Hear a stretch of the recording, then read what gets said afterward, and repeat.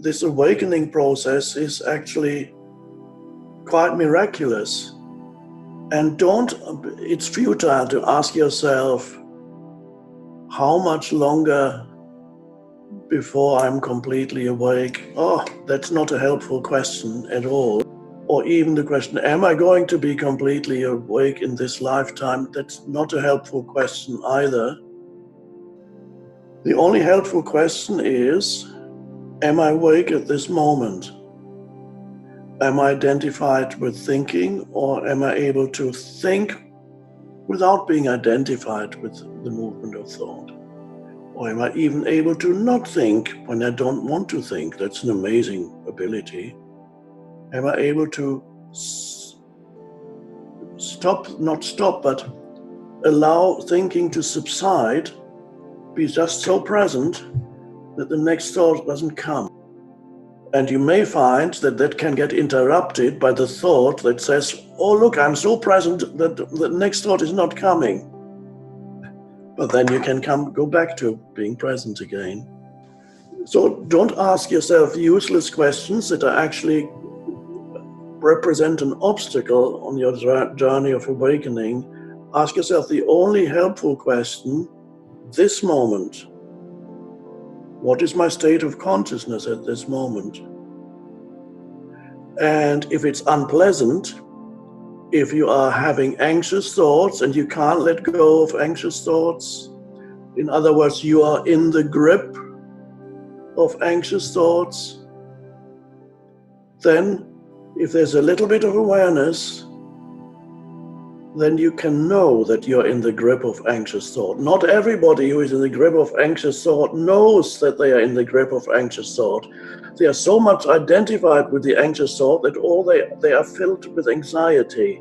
There's not even a little bit of space that says, oh, look, I'm so identified with anxious thoughts. They are completely possessed by the anxious thought. In other words, the incarnation of consciousness into the thought form is 100%. No awareness left. In other words, consciousness is completely consumed by every thought form. Thought gobbles up your consciousness and becomes thought. Continuous incarnation and reincarnation.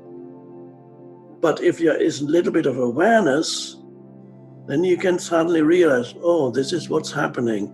And that awareness gives you a space of freedom. Because from that awareness you can say, is this what I want? It's futile, isn't it?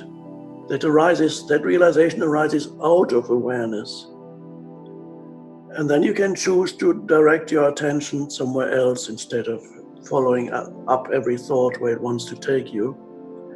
You take your attention into your body, or to your breathing, and then into the body. And then you can notice the pull of thoughts, the gravity. It wants you to reincarnate again into another. You can feel it's pulling you.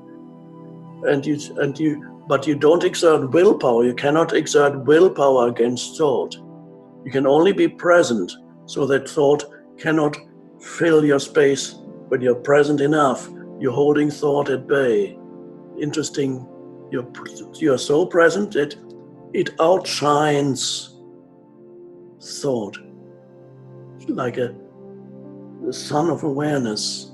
The sun of awareness outshining thought. And that's an amazing thing. You discover that possibility. And once you then progress is speeded up very quickly, and you no longer ask yourself, when is it going to happen? Because it's happening now. And you don't ask yourself, why is it taking so long? Because it's not taking long, it's happening now. And then the question is, yes, but will I be able to sustain it? I know it's now, but okay, it's gone already because you asked that question. You don't need to ask, will I be able to sustain? Now, direct your attention, take responsibility for your state of consciousness in the present moment. That's enough.